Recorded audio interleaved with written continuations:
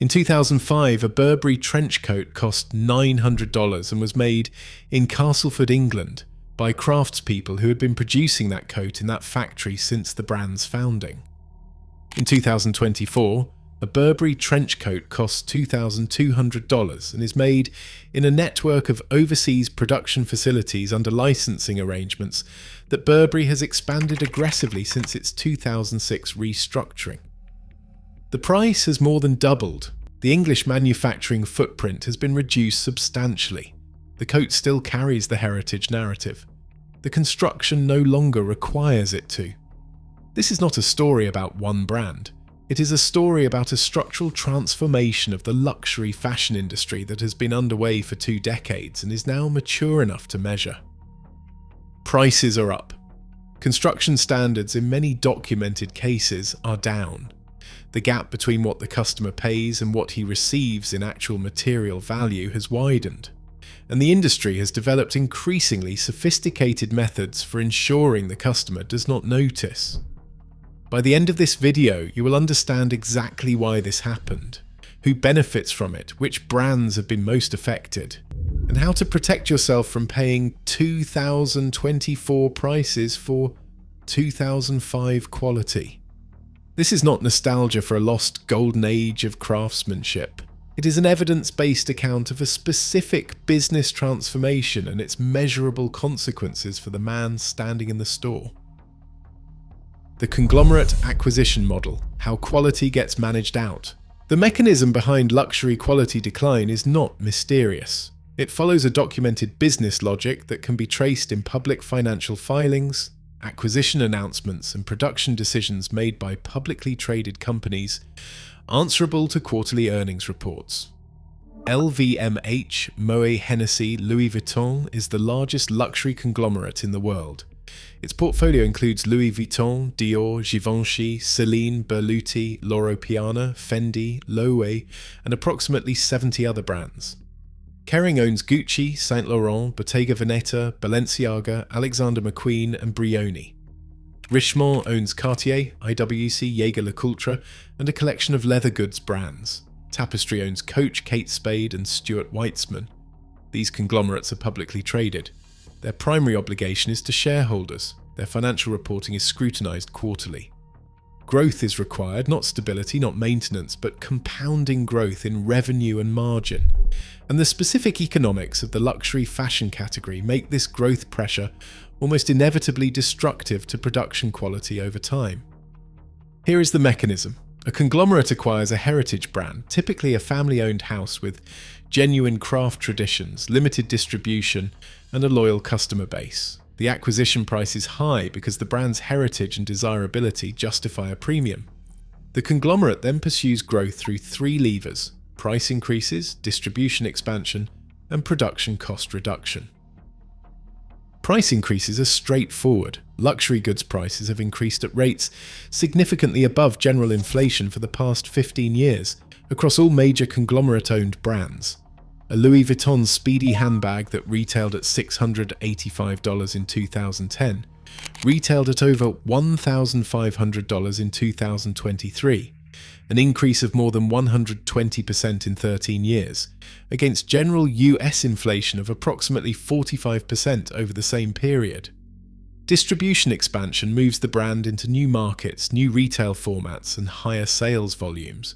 This directly conflicts with the scarcity and exclusivity that justified the heritage premium in the first place, but that conflict is managed through marketing rather than addressed through production restraint. Production cost reduction is the third lever and the most consequential for the customer. As volume increases because distribution has expanded, production must scale. Scaling is incompatible with the artisanal production methods that many heritage brands were built on. Hand-lasting shoes at the rate required to supply 200 global retail locations rather than 12 is not possible without mechanization or production outsourcing. Hand-stitching canvas jackets at volumes driven by quarterly revenue targets requires either a workforce expansion that compresses margin or a shift to faster, cheaper construction methods. The industry almost universally chooses the faster, cheaper construction methods. Canvas becomes fused. Full grain becomes corrected grain. Hand lasting becomes machine lasting. English manufacturing becomes Italian manufacturing, becomes manufacturing in countries where labour costs are lower. The brand's heritage narrative remains unchanged. The production increasingly does not match it. This is the structural story. The brand-level evidence follows. Gucci, the Kering production model in practice. Gucci is the clearest case study in the conglomerate quality management model because it is the largest and most visible brand in the Kering portfolio, and because the transformation of its production has been well documented by industry observers over the past 15 years. The Gucci that existed in the late 1990s under Tom Ford's creative direction was a genuine fashion house with a specific aesthetic identity and production standards that, while never artisanal in the traditional sense, maintained a relationship with Italian craftsmanship that justified a meaningful portion of its pricing. The Gucci that exists in 2024 is a volume business operating at a scale that is structurally incompatible with the craftsmanship claims its marketing continues to make. The specific product to examine is the Gucci leather loafer, the horsebit, the brand's most iconic footwear style, retailing in the United States at $790 to $1,100, depending on the configuration. The construction is cemented. This is not a premium construction, it is the same adhesive bond used in shoes retailing at $80 to $150 at department stores. The sole cannot be replaced when it wears through. The shoe has a functional lifespan of 3 to 5 years of regular wear before the adhesive bond fails or the sole is too worn to continue. At $950, a shoe with a 5-year lifespan costs $190 per year of use, before accounting for the cost of replacement. The leather on most Gucci loafer production runs is corrected grain. The surface has been sanded and coated to create a uniform appearance. It will not develop a patina. It will eventually crack at the toe box and heel bend points as the polyurethane coating separates from the underlying leather. The hardware, the horsebit itself, is plated brass, not solid. It will show wear at contact points within 2 to 3 years of regular use. Compare this to a Goodyear welted loafer from Alden of New England at $600 to $700. The construction is welted. The sole is replaceable indefinitely. The leather is shell cordovan or full-grain calfskin. Natural surface, no correction. The hardware is solid brass. The shoe is designed to last 20 or 30 years with proper maintenance. At $650 over 20 years with one recrafting at $200, the annual cost is approximately $42. At $950 over 5 years before replacement, the Gucci annual cost is $190. The Gucci shoe costs $300 more to buy and $148 more per year to own. The Alden is a better shoe at a lower price, both at purchase and in use. The Gucci is paying for a name that Kering's quarterly earnings reports require to be associated with aspiration, not craftsmanship. This is not luxury. It is heritage positioning priced as craftsmanship and constructed as fashion. Burberry. What English heritage looks like. After restructuring, Burberry's trench coat is one of the most recognisable garments in the world. The gabardine fabric was developed by Thomas Burberry in 1879, a tightly woven, water-resistant cotton construction that was genuinely innovative for its time and remained technically distinguished for over a century. The coat was made in Castleford, England by British workers in a factory that Burberry owned and operated. In 2007, Burberry closed the Castleford factory, relocating production to lower-cost facilities as part of a strategic restructuring designed to improve margins and fund the brand's expansion into Asian markets. The decision was publicly announced and drew significant criticism at the time, including from the British government. 400 jobs were lost. The English manufacturing heritage that had been central to Burberry's brand identity was substantially ended. The trench coat continued to be marketed using the heritage narrative, the gabardine, the Castleford story, the British military heritage, without equivalent transparency about the production change. The price continued to rise. In 2007, a Burberry trench coat retailed at approximately $900 to $1,100. By 2024, The heritage trench coat retails at $2,190 to $2,390 in the United States. The gabardine fabric itself remains a legitimate technical product, tightly woven cotton with genuine water resistance. But the coat is no longer made in England in the meaningful sense that the brand's heritage positioning implies. Some finishing and assembly occurs in the United Kingdom. The fabric and primary production have moved. The customer paying $2,200 for an English heritage coat in 2024 is paying significantly more than the customer who paid $1,000 for the same coat in 2007 and receiving a product with a weaker connection to the heritage that justified the premium. The comparison that matters: a Macintosh rubber-proofed overcoat made in Cumnock, Scotland in a factory operating since 1823 using bonded cotton construction with verifiable British manufacturing. Macintosh coats retail in the United States at $800 to $1,200 depending on the style.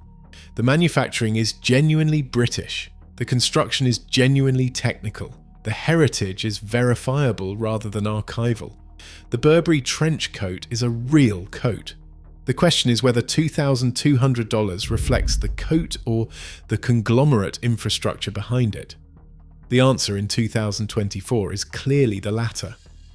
The heritage is the story. The factory closed in 2007. The price did not. How to detect quality decline in a brand you already trust.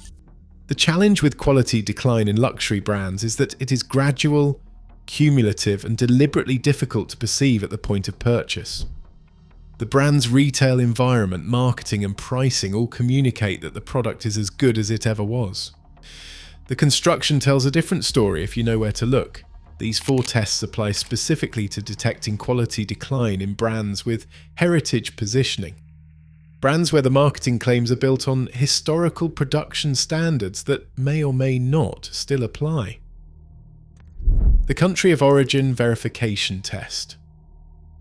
When a brand claims heritage in a specific country, English shoemaking, Italian tailoring, American manufacturing, verify that the claim applies to the specific product you're purchasing, not to the brand's general history. Read the country of origin label on the garment or product. In the United States, this is legally required and must specify where the product was manufactured, not where the brand was founded.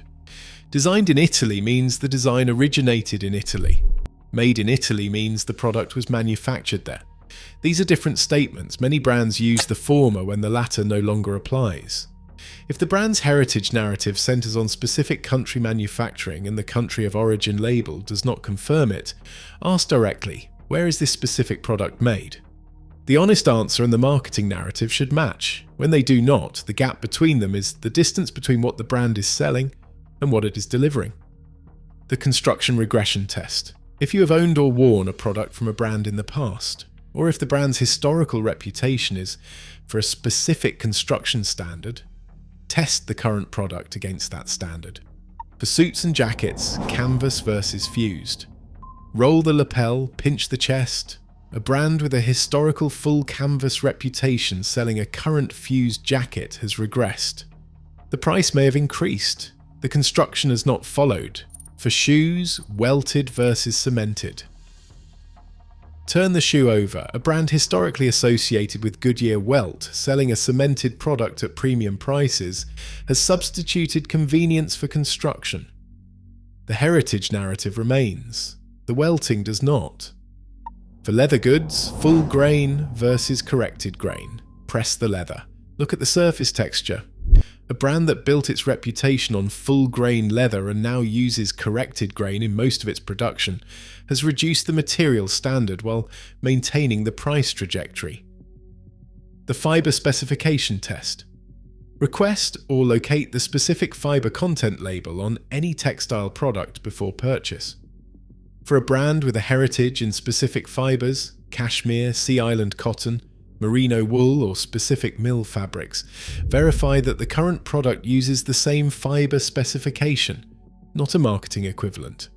a brand that historically used 100% two-ply cashmere and now uses 85% cashmere with 15% synthetic fibre, has reduced the material specification while maintaining the cashmere heritage positioning. The label discloses this. The marketing does not. Read the label. For fabrics, look for mill identification where it exists. Brands that still source from specific identified mills, Loro Piana Fabric, Thomas Mason Shirting and Dorme Suiting, are making a traceable claim. Brands that use generic Italian wool or luxury fabric language have removed the traceability that would allow the claim to be verified. The price trajectory versus construction trajectory test. For any brand you have followed over time, compare its price increases against any documented changes in production method, manufacturing location or ownership structure. If a brand's prices have increased 80% over 10 years while its production has moved from owned artisanal facilities to contracted overseas manufacturing, the price increase is not justified by the product. It is justified by the brand equity that the heritage narrative continues to generate. This test requires research but is not difficult to conduct. Brand ownership changes are publicly announced. Factory closures are reported in trade press and business news. Production location changes are disclosed in country of origin labels, if not in marketing materials. A brand that charges more every year for a product made with progressively less skilled labour and lower grade materials is not delivering value appreciation. It is delivering brand appreciation and hoping the customer cannot tell the difference. If you want to know what your clothes are actually worth before you spend the money, subscribe. This channel follows the construction, not the campaign. Hugo Boss, the volume business that forgot what it was. Hugo Boss is an instructive case because it has never been a heritage craft brand. It has always been a volume business, and yet it has spent decades positioning itself at a price point that implies craft standards it has not delivered. Hugo Boss was founded in Metzingen, Germany in 1924, originally producing uniforms and workwear. It became a fashion brand in the 1970s and built its American market position through aggressive department store placement, celebrity advertising, and a consistent message about German precision and professional dressing. The Boss suit became a default choice for American men buying a first professional wardrobe, a recognizable name at a price point above them all, but below true luxury. The problem is what the product delivers at that price point. A Boss suit in their standard Huge Genius line retails in the United States at $498 to $798. The construction is fused. The fabric is a wool blend, typically wool combined with a percentage of synthetic fibre to improve wrinkle resistance and reduce cost. The suit is made in a network of contracted overseas facilities. The German precision narrative applies to the brand's design office, not to the production floor. At $600, the Boss suit is competing with Suit Supply, a Dutch direct-to-consumer brand with retail locations across the United States, whose Lazio suit at $549 uses half-canvas construction in a pure wool fabric, made in established facilities with consistent quality oversight. Half-canvas is a meaningfully better construction than fully fused. It does not delaminate under dry cleaning. The lapels roll with greater naturalness. The jacket conforms to the body over time rather than holding a rigid manufactured shape. Same price, different construction. The Boss suit is paying for 30 years of department store, brand positioning and a celebrity campaign budget. The Suit Supply suit is paying for the construction. The German precision is a brand asset. It is not a construction specification. Those are different things, and only one of them is in the jacket. Polo, Ralph Lauren, American heritage with an offshore address. Ralph Lauren built one of the most valuable brand identities in American retail history on a specific proposition: the aspiration of a particular American upper-class life, expressed through clothing that communicated old money, prep school education, estate weekends, and the specific kind of ease that suggests wealth without effort. The proposition was effective. The brand became globally dominant. The production reality has always been somewhat divorced from the imagery. Ralph Lauren is not, and has never been, primarily an American manufacturer. Its clothing is produced in a global network of contracted facilities, with production decisions made on the basis of cost and capacity, rather than heritage or geography. This is not inherently a problem. many brands produce globally. The problem is the gap between the American heritage positioning and the production reality, and the price premium that gap allows the brand to charge. A Polo Ralph Lauren Oxford cloth button-down shirt retails in the United States at $98 to $148 in the standard line. The Oxford cloth is a legitimate fabric category, a basket weave cotton construction with good durability and appropriate drape for casual dresswear. The quality of the specific Oxford cloth Polo uses has been a subject of documented decline in online communities of menswear enthusiasts who have compared current production to shirts purchased a decade or more ago. The fabric weight, the collar construction, and the long-term shape retention of Polo OCBD shirts have been frequently cited as having deteriorated while the price has increased. The direct comparison: a J-Press OCBD shirt at $148 made with Oxford cloth from established mills in a construction maintained by a brand with a genuine New England prep heritage and production discipline. Or a proper cloth made-to-measure shirt at $120 to $140 in a verified Thomas Mason Oxford cloth with confirmed fibre specifications and consistent production oversight. Both alternatives are at or below the Polo price. Both deliver verifiable fabric specifications. The Polo delivers a pony logo and a lifestyle narrative that has been worth billions in brand equity, but is worth precisely nothing in collar construction. Same price, different information. For the man who wears the shirt rather than displaying the brand, the specifications matter more. The pony is for other people, the collar construction is for the man wearing it. The deterioration of luxury quality is not an accident, a coincidence, or the result of any single brand making a bad decision. It is the predictable output of a specific business model, conglomerate acquisition, quarterly earnings pressure, distribution expansion, and production cost reduction, applied systematically to brands that were built on the opposite logic. Small batch, craft-intensive, quality-constrained production that justified premium pricing through genuine material and construction advantage. The irony is precise. The conglomerates that have purchased and scaled these brands did so because the brand's heritage and reputation justified high prices. They then proceeded to manage the production in ways that gradually erode the construction standards that earned that heritage, while using the heritage narrative to continue justifying price increases that the product itself no longer supports. The customer is caught in the middle of this dynamic without the information needed to navigate it. The retail environment is designed to suppress that information. The store does not display a fused jacket as a fused jacket. The product page does not describe corrected grain leather as corrected grain. The price trajectory communicates quality improvement. The construction trajectory communicates cost reduction. These move in opposite directions and only the price is visible. What has changed is not that luxury brands once cared about quality and now do not. What has changed is ownership structure, scale requirements, and the financial engineering of brand equity. A family-owned tailoring house makes construction decisions based on reputation, because the family's name is on the door and poor construction destroys the business. A conglomerate-owned brand makes construction decisions based on margin, because the conglomerate's obligation is to its shareholders, and poor construction is acceptable as long as brand desirability maintains the price premium. The brands that have not been acquired, not been scaled aggressively, and not been converted into marketing vehicles for financial engineering are still producing at the standards their predecessors established. Edward Green, Alden, Macintosh, Innis Main, Ring Jacket, John Smedley. These brands do not dominate retail floors, they do not run celebrity campaigns, they do not raise prices 120% in 13 years. They make the product and rely on the product to justify the price. The product justifies the price. Or the marketing does. Only one of those is working in the customer's interest. Luxury quality is getting worse where financial engineering has replaced production discipline. It is not getting worse where production discipline was never compromised. The customer who knows the difference shops differently. The difference is visible in 30 seconds if you know where to look.